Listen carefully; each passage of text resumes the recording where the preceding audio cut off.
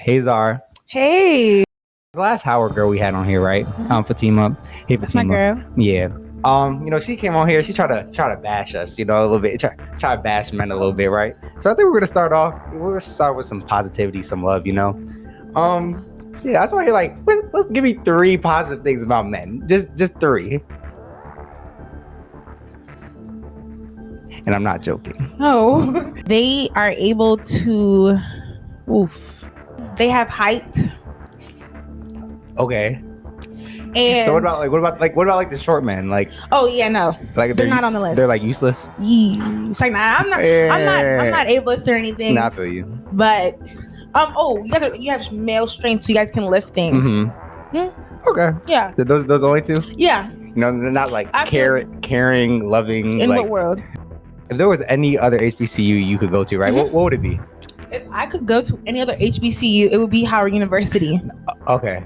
Mm-hmm. Okay. And so, what do you like so much about the school? Okay, so while we do have our issues, every school has their issues. Mm-hmm. So, like, I would never pick another school over Howard because who knows if the grass is greener over there or not. That's true. So like NCAT or no. Spelman? No, absolutely not. Sorry, no slander to my HBCU girlies, yeah, but no. There's times where like you'll be like, oh yeah, I'm on my way, knowing damn well you're in your house, you're not ready at all, still got to do your makeup. Yeah. So basically, it takes me approximately 2 to 7 hours to get ready. Okay. It depends on the day, the event, the occasion. But that was like the old Zarah. I tried to work on punctuality because it's not really cute when you're like having your friends wait and stuff like that on like birthdays and like big events like that. So I'm trying to work on my punctuality, but yeah. 2 to 7 is how long it takes. So like, usually. what takes 7 hours to get ready though? So first I need to find a show that has at least 3 to 4 episodes that I can watch with no commercials because I have to have some type of background noise. I have to find an outfit that takes like almost an hour to put pieces together, compare pieces, and then I gotta if I have to paint my toes or if I have to do my nails or if I don't have to do my nails, it may take an hour. Then my hair might take 2 hours. Yeah, it goes on. Cheerleading is a sport, yes or no? Absolutely. Because I think it's a sport too, right? For like, when y'all compete, that shit is hard. Y'all not throwing me in the air. Why not? Oh, y'all not gonna catch me?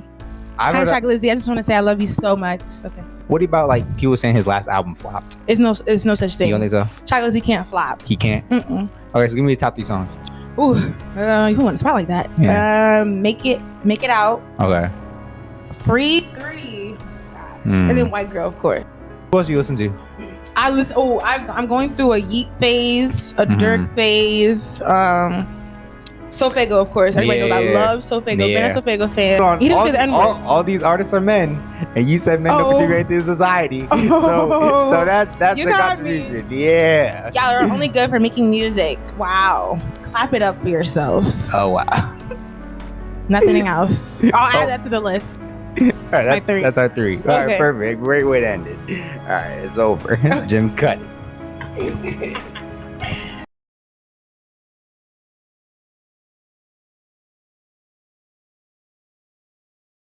Welcome back to the Time Millionaire podcast. My name is Jim. My name is Taha. And today we have a very interesting guest. Her name is Zarah Reeves. She runs FourManagement, formerly known as For the Brand. So how you doing today? I'm doing good. How are you all?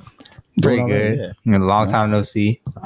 For real, yeah, long time. Because actually, back when it was For the Brand, I was actually one of the models. Exactly, yeah. And you were. Yeah, you were. I guess I was a creative director, but yeah, interesting times. I'm sorry. I tried. I tried my best, but yeah. So like, I think first like. You're very accomplished. Like we were talking about some of the things you've been doing off camera. I think like first and foremost, like why I just want to know like what made that switch like from For the Brand like FourManagement. Like what was that like all about? Okay, so essentially the running model we had For the Brand wasn't really, I don't want to say profitable because it's not about profits, but it wasn't really as effective as it could be. So I wanted to change a couple things up and kind of sharpen the image because a lot of people didn't really realize what it was. Like it could be a clothing brand. I want it to be much more clear. Like when you hear management, you're not really conflicted. You kind of know like, okay, yeah, this is a management company of some sort as opposed to like a clothing brand or whatever the case may be. So that's essentially what was the biggest reason for the rebrand. Yeah, and so like, are y'all trying to do the same stuff? Because like I know before, you have fashion shows and like pop-up shops and stuff like that. Like, are you guys doing the same thing? We'll still be doing things of that nature, but we'll kind of be honing more into like the management agency sector of it. Kind of helping the models get more high-profile clientele, bigger brands, bring the attention more to like the Maryland area, because it's usually modeling is kind of associated with New York, LA, Miami. You don't really hear Maryland. Yeah, we went to a big fashion show. So trying to bring all of those assets down to Maryland is kind of like the next step. Yeah, because the way I've noticed that the way fashion and modeling is done in Maryland is like somebody will ask you to take just pictures in their gear, and then that's how they consider themselves models. I don't really see a lot of runway model type things. So is that what like you're trying to bring down here? Yeah. So apart from like school orgs, like there's like of course there's modeling orgs within each school, especially HBCU, but like they're what they are. They're school orgs. They're not really like once you graduate your 4 years, you're done.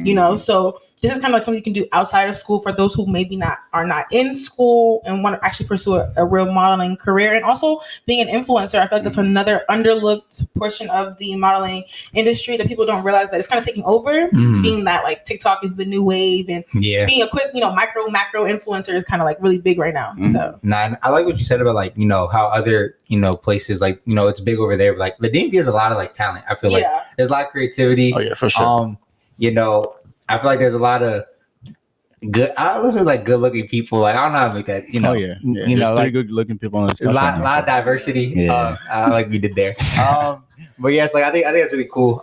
Especially like what like made you start like it though, like in the first place, like because I know you've like done a lot, like getting like party promoting things like that. So like why was this such an important thing for you? So essentially starting for the brand was important because I also like did a couple like modeling jobs prior, and I realized I was just like, it's very informal, very not profitable for the model, because you'd model for a DMV brand. They'd say, oh yeah, no, you don't keep the hoodie. You don't get paid. So how do I profit from this? And that's very common. But a lot of the big brands, like the biggest brands in DMV, they do it. Like you don't keep anything from the brands. And I'm just like, how can models even succeed in the DMV if they barely even get tagged on the post sometimes? So it's just I was like, there has to be a change. At first I was just gonna like offer like management services to brands, but I realized like a lot of brands are kind of like closed-minded. They kind of want to work in-house. They want to bring their own people in, ask their friends to be brand ambassador. So they weren't really comfortable with that idea. So I kind of had to like make my own lane, if that made sense. Wow. Yeah.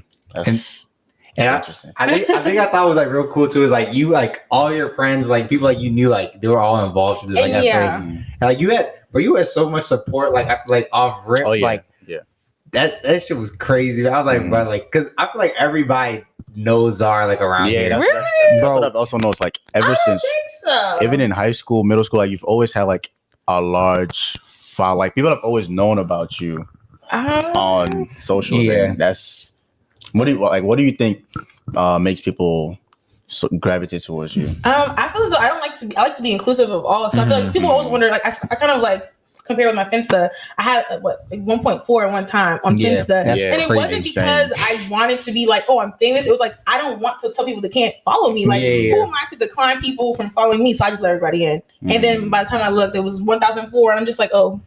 That's kind of a lot. My close friends is like 300 people. I'm just like, oh, okay. So yeah, I just don't like to be like closed off. I like to talk to anybody. Networking is important, especially going to Howard. Like you have to talk to people, no matter what. Like even if you don't like them or you feel some type of way or closed off, you gotta like put yourself out there.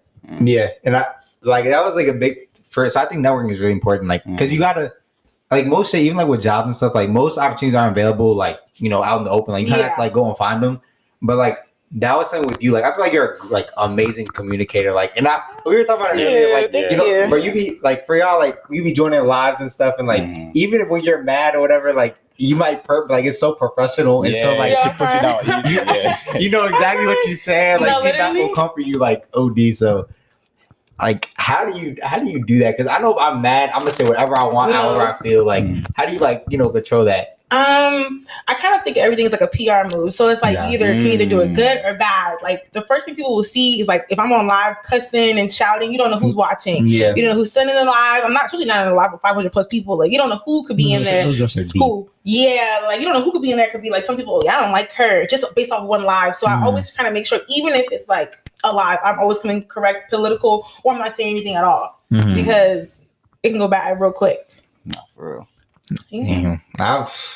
But I'm telling you, like that should have me crying. Like especially when you're like, I know you want to get mad. Like I feel like you really want to say. Cause I feel like people will really like play with y'all sometimes. Like especially with like the most recent stuff going on. Like people will really try to play with you, but like having that composure, I feel like is so important. Especially like how you said PR is like it's very necessary. I feel like the way I've been living my life is like I've always been so carefree about everything. But I feel like now you really have to hone in because like you're your own brand, like in a way, like you don't want to do anything crazy that might offset your future. Yeah, and that's like I feel like for anybody though, like you don't even have to have over 1,000 followers to make sure your personal brand is like that's like having a personal LinkedIn like everywhere you go. Like you don't want people to think that you are any type of way because you don't know who could be watching. An executive could be watching. Your future co-worker could be watching. That's like true. You always want to make sure. Even with this podcast, like absolutely, you never know who's watching. Literally, for real. So it's interesting. But also like obviously you have a lot going on in your life. So like what's the reason why you're doing all this? Like what's your true drive? Okay, so that's a great question because so essentially when the pandemic hit, I kind of course was kind of sad because like everything I had looked forward to was kind of like taken from me. Because you know me, like in high school I was like I did everything. Yeah. And I was so excited for graduation because I was like, oh my gosh, like I was speaking. So I realized that life was short. You want to speak? Yeah. Oh, wow. Me and Haley had a speech. We actually opened and it didn't happen. I was so sad. But I realized like life is really short. You know, you could plan for something to happen. You know, you have one lane, one trajectory, and then things could change like that. So I was like, no, I'm going to do everything I want to do, you know, because if I wait, oh my gosh, I don't want to have any regrets, especially because I'm about to be 20. I was like, nah, let me live my life like the way I want to live it. I don't have to stay in one lane. I don't have to just be in the health profession. I can do multiple things. I can be multifaceted. So multifaceted is that's a nice word. But that's for real though, because like I feel like so many people put themselves in like a box. It's like because you really like somebody like, oh, I want to work in tech or like I want to do this that. But, like you can like multiple things. Like I think that's something people don't realize. Like you know, like so many athletes they'll be in high school and, like all you worry about is basketball, all you worry about is football. And like, but the minute they like that's taken from them because not everybody makes it. Like they feel lost. They be kind of lost a little bit, right? And it's like. I feel like it's important to have like the other things you really like you know, your other hobbies, like, because life, there's so much more to life than just like one thing. Like, for sure. And I think that's like super important. So like, I really respect that because like, you know, Jim, you want to be medicine but you know, still do a podcast, still do stocks. As you should. Yeah, like, bro, there's so much more. You meet so much more people. Yeah. What would you laugh at out? But yeah, like that's very tough. So like, is there like anything else like you kind of want to like get exposed to? Like, I know you're doing a lot right now. Is there like anything else that you want to? Stay tuned. Oh, okay. Secret. Okay. Stay tuned. There's definitely more things in the works. Like, I haven't done everything that I want to do, but I kind of do want to like start honing into what I already have. And perfecting what I have before I like jump to my next endeavor. So like that's kind of how I am. Like I used to be like, I want to do this, and like. I feel like you never really make time for like like the things that really matter. Really like finish it. Yeah. So it's like where do you want to take like FourManagement? Like how do you want to take it before you like kind of start off something else? I think it can go really, really far just based on what I'm seeing right now, how the market is, how quick like someone can blow up like with 0 followers to 2 million in one day because of just a TikTok. One simple TikTok. So I kind of want to capitalize upon that before it kind of, I don't want to say runs out, but like, you know, just make the most of it while I can. And eventually, of course, I do want to find like another CEO or it to be bought by another company. You know, once I go through the proper legal channels, making an LLC and all that other thing. So yeah, so eventually, like of course I can't do it my whole entire life, but I do want to make sure it gets like up there before. Bread. Getting bought out is wow. That's the goal. That's the goal. If there was a company if you had a dream company to buy you, what would it be? FourManagement. I would love to be part of their diversity sector. It's like a really big model management. I would love to be part of the diversity sector. And kind of just like have them have like scouts that kind of go out to like even the states that don't have big modeling populations or like big publicity like Maryland to kind of help the diversity.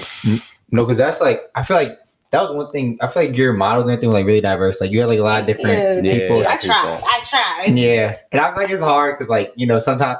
Did you have to like turn people away? Like, no, absolutely. Like a lot. Especially after the first season because people saw what it was. They're like, oh, okay, I get it now. Now I want to apply.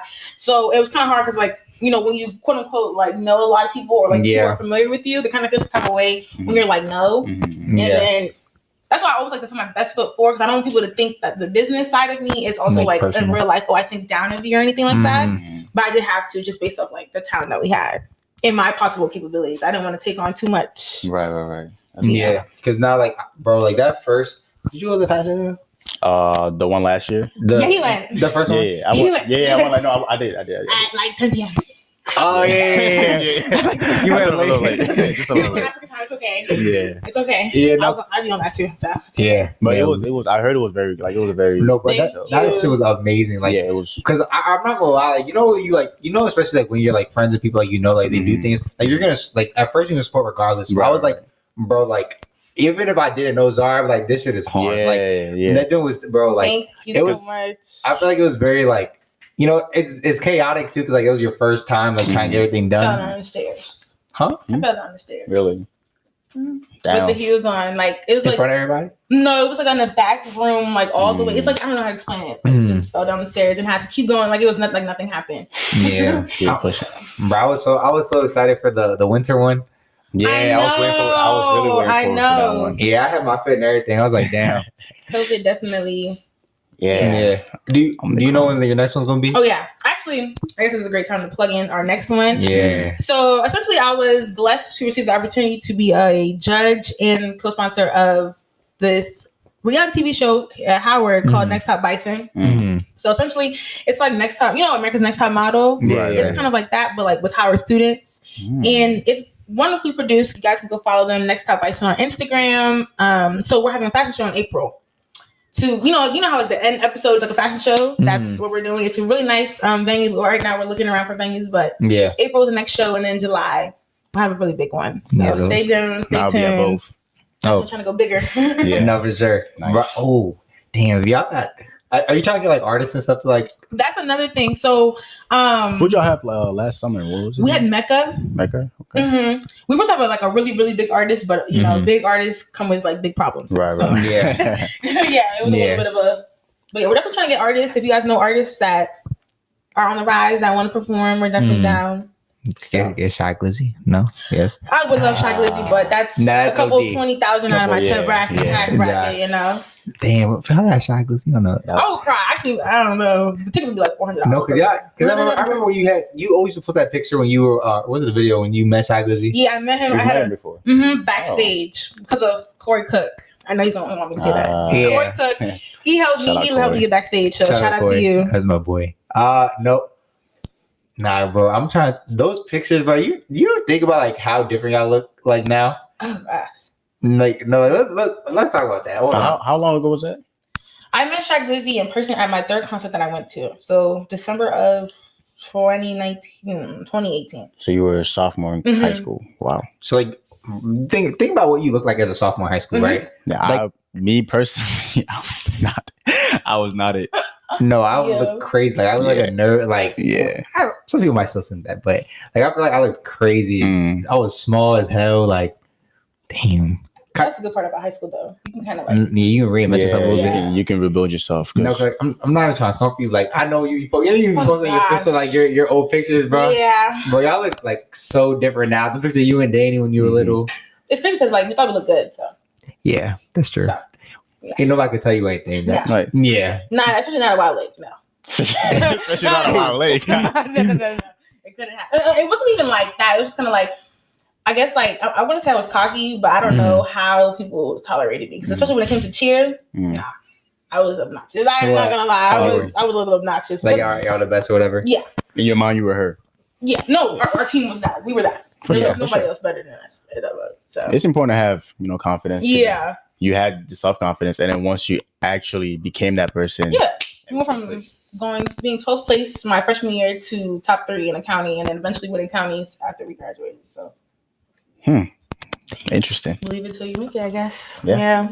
So it's manifesting. Literally. Do you believe in manifesting? Absolutely. Okay. I feel like the tongue is powerful. I think anything you speak into existence can possibly happen in one way or another. So yeah, I definitely believe in it. But I also believe in God. But so a combination of both. A combination of both. Yeah. That's a powerful one. Thank you. Damn.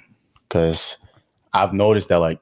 Whenever because I even spoke about it on the first episode, that I personally like to record myself talking about things that will happen, and I found out that it really helps make that thing actually happen. Yeah. Because then I look back 6 months ago, and I'm like, oh shoot, like this happened. I even showed y'all a video, like on a smaller scale. I recorded a video before I had facial hair, right? And then I was like, in 4 months I would have facial hair, like a full beard, and then it happened. It happened. So, yeah, I definitely believe. No, I believe in it. Okay, I don't like say this all the time, but like, let's say you want to go on a trip, but you don't know where the money's coming from. If you mentally believe you're going on that trip, you're going on that trip. It'll happen. Yeah. No, bro. Nah, I don't even. No, it don't happen. You think so? It don't happen. Bro, I tell you, I be trying to plan so much. Bro, like, you try to travel with people. Oh, so yeah, people are the only. If you try to go with people, then it's different. Yeah. Y'all. Are y'all the people that you can't travel with? We wanted to go to New York this spring. You went to New York? Oh yeah, like years ago. Yeah, but we didn't go with him. I was like, no, that actually blew me because like the thing is like, so when I tell you like I asked for like smooth like probably 8 people, right?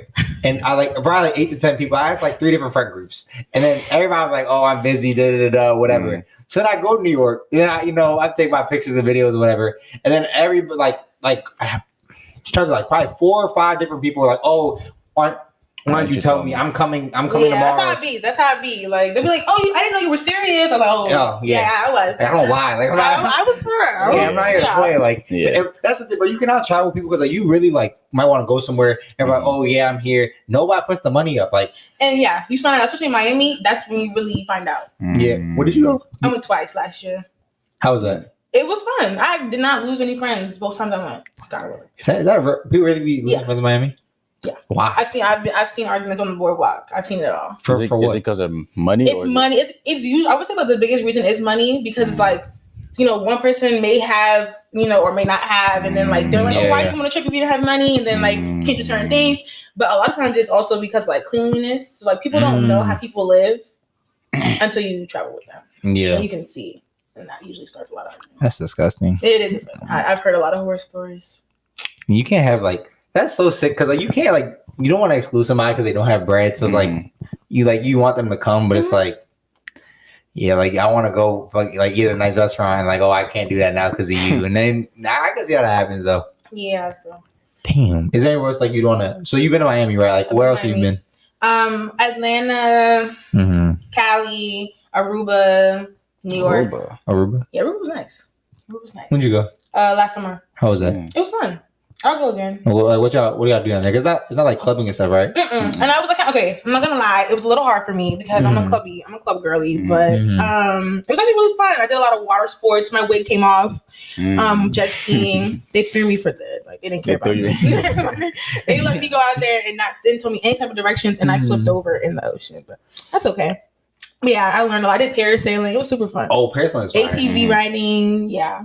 Okay, yeah. It was fun. That's fun because one of my other destinations is eventually one day I want to go to the Maldives. Yes. So nice. So what is the Maldives? It's far. I don't even know where it is. Like the Philippines? I don't even think it's in South America. I think it's like I know it's over there. Damn. Yeah. All right. So just getting back to for management and everything, right? So like I know, we talked about like how you love Shy Glizzy and stuff, right? But like, if you could have like any model, like a celebrity, like do you have like a lineup or like have like famous people you like one day want to like represent your brand? Yeah. Okay. Ooh, that's a really hard question because honestly, actually, now that I think about it, I haven't really thought of like famous people that I would manage only because there's so much talent. That's not famous, so I haven't even really had the chance to really reflect on who's famous and who I would want because I kind of want to get more new faces in the game. A lot of the models that are up there right now, like Bella Hadid, like all of them, Giselle, like, all of them are like, they have the big enough platform. They don't really need help from anybody. So I think like just kind of like pushing people who I know personally. Would kind of what I've been thinking about. Like building up like your own community or whatever. I haven't really thought about that person actually. Wow. Jim, how about you, be a model? You be active with this? I was a model for like a day or something. But I mean, I don't force anybody. Yeah, it's true. I kind of just let people do what they want to do. If you were, I mean, of course, with FourManagement, I'm kind of going to get a little bit more strict. Yeah. And a lot more like I'm kind of reducing the number of models that I currently have to kind of clear out who's not really focused. Because I understand like we're all in school. Right. Yeah. So if modeling is not a priority for you, it's not by force. And also, modeling is not even just about looks. It's like it's everything. You need to embody being a model, and I just don't think that's. You don't got to walk or whatever. I have to walk a little bit. I just don't. I'm not a model in here. Okay, yeah. If you're not a model in here, then it's like if you don't want it, then it's just gonna be hard. Exactly. So, what does it take to like be a model? Like for you, like what do you think like is needed for like to be a successful model? You have to want it. It doesn't matter what you look like. I would say height now, especially in the market that we're in, you could be like 4'9", to be honest. It just depends on like what lane of modeling you want to go to. Now, if you're 4'9", you want to do high fashion runway with like Gigi Hadid in it. I'm not gonna dash your confidence. You know, if you can do it, you can do it. But I know how hard, like they're really, really strict up there. So it's like it just depends on what lane of modeling you want to be in. You just gotta want it. Okay, so like, and when's your cycle like open up for? So that's a great question. So essentially, I'm also dealing with applications for the show we're doing right now for like any like MUAs, hairstylists, photographers, videographers. Y'all know anybody? Send them my way. Gotcha. But shortly after that, we'll start onboarding new models. We'll have a whole launch party for the new management team and whatnot, and we'll start from there. So probably May, you'll start seeing the rollout of all these different events. July, big fashion show. Nice. Yeah. Okay. Damn. Bro, that shit is so exciting. Okay. But like, I don't. It's weird because like it's like people you grew up with, like when everybody like does their own like creative things, like they're doing stuff. Like, it's like you're not a part of it per se, but it's like you be feeling like proud of shit from like a distance. Like, oh yeah, definitely proud for sure. Because even when like seeing the type of influence that you have, it's very inspiring, even to us, or at least to me. Because it's like if she can do it, we can do it too. Absolutely. You know what I'm saying? So. Nah, I feel like you, but I feel like Zarah, like you really be putting your like self out there though. Oh, yeah. Like you feel like okay, because I feel like you, even like when you're doing something, I know with me, like I feel like kind of shy. Like if I'm in a group, right? Like I'm not gonna like really, not say like promote myself, but like if I'm doing something, like I'm not really gonna speak on it. But like, do you ever feel like that? Like you like talk up. It's like weird to like talk about yourself and like promote yourself, or no. And the reason why I don't know. Did y'all do Leadership U? Or no? So I went to this program when I was a junior. Shout out to Corey again. But yeah, I did this project when I was a junior. It's my senior year that kind of like build on my leadership skills. And one of the biggest facets was networking and not being afraid to pitch yourself to whoever, whomever, whenever. So when I went through that whole class, like, elevator pitch, like boom, boom, boom, boom, boom. It kind of just like second nature. Like I already plug myself in wherever I am. Oh, I feel like you'd be interested. I have no shame in my game at all. Because the worst it's gonna say is no. Yeah, the worst they're gonna say is no. So that's a big thing. I think that's like a big thing that I kind of learned early though. Is like not to be like that's like I've started to adopt that like recently, but I know before like I was super like shy like when I was younger. It's like you gotta like kind of work your way out of it, put yourself in uncomfortable situation or whatever. But no, that makes sense. I had a question for you. I can't think of it right now. Oh damn! That's what I really wanted to ask you. Oh damn. Well, I'll get back to it. It'll come back to me. Okay. But I think just like another thing. So I know like off camera you like talked about you wanted to go into health. What was it? Health science. Health science. Major. So like I just thought it was interesting. Like talk about like that. Like why? Because you talk about you want to make textbooks, right? Mm-hmm. So like why? I don't get it. So like why? Like what's the reasoning behind that? Like why do you want to do that? So originally when I got to Howard, I wanted to be OBGYN because the Black women birthing rates are like the disparities are crazy. Like Black women are 3 times as likely to die during childbirth as opposed to any other race. That statistic alone kind of like inspired me to be an OBGYN. I was like, yeah, that's absolutely insane. A famous dancer, she was African American, or she was African. She passed away during childbirth, her and her baby, and that kind of was just like, yeah, no, like this keeps happening to so many different people. Like, and even in the textbooks itself, it's like if you read them, a lot of them kind of like regard Black people as sort of like a different type of race that should be treated differently. Like, oh, they have thicker this, or they don't have their veins, or this, that, and the third. So I kind of heard that, and I was like, yeah, no. Of course, I didn't decide to go to medical school because my heart wasn't in it. Like, I realized, like, yeah, no, I don't have the heart to want to go all the way, but I do want to make a change. So let me keep my major the same way and see how else I can impact it. And then I realized, somebody mentioned it, that I'm good at writing research papers. Like, I'll write a 10-page paper one day. I'll get an A because, it's so content-based. And I was like, okay, how can I use that to my advantage? So I was like, okay, being a researcher is not crazy.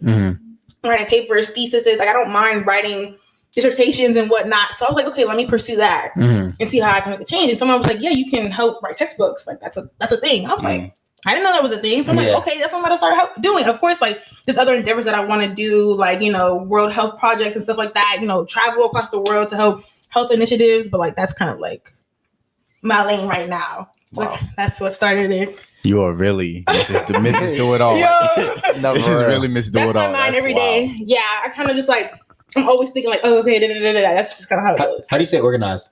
Oh, I love this question. Y'all gonna think I'm crazy, but I have a schedule like hourly, like every 30 minutes. Like, so like, on my schedule, I'll be like from 9:30 to 10, I'm doing this. From 10:30 to this, I'm doing this. From 11:30 to this, I'm doing this.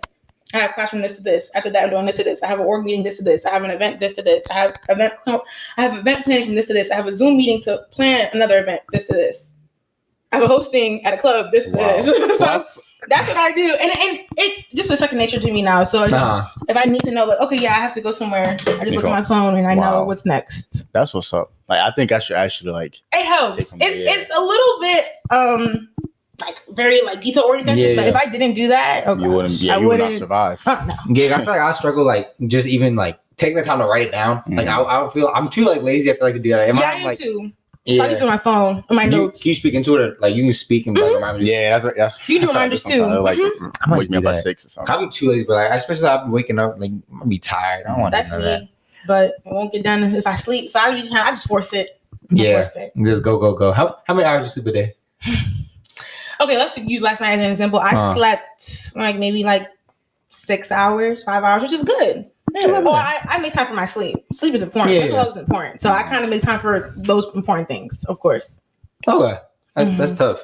And so I know, just, you know, we're gonna wrap up a little bit but I wanted one last question I really have for you, and unless you have something too, but it was like, so one thing we always like when we ask guests is like, why do you think like people should like support you, or like what do you think like, you know, kind of, you know, makes you a little different, you know, things like that. It's like, what do you think is like, what's your like kind of why? Like, why should people like support you, like, and what your mission is like long term? Okay. Kind of put you on the spot, but no, of course. I believe that you should support and even participate in this initiative of FourManagement. Any other initiative, I just do want to shout out Girls Next Door, our women's empowerment organization. But I believe that you should be involved and you all should support, because the initiative and the mission behind it is genuine. I'm not here to profit off people. I'm not here to get clout off these people. As y'all can see, I'm just here to make friends with people. And, you know, if it happens naturally, it does. But support, because this is our community. We want to build it up. The DMV has so much talent and potential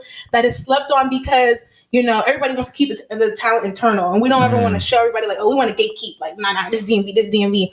No, let's bring it, like, let's bring ATL to the DMV. Let's bring New York to the DMV. Let's get bigger artists. Let's stop having to go travel for 4 hours to go see an artist, because, you know, Maryland is not the central hub for entertainment. Let's change the narrative on that. And so that's why you should support me. Nice. But yeah, we're that was really it for me. That was really it. I want to say thank you for, you know. Thank you guys for having me. This is a wonderful opportunity. Great. Thank you. Yeah, you know, it's always a good time with Zarah. So yeah, that's really it for me. Thank you for coming. Thank you all for having me. Time Millionaire. We're out.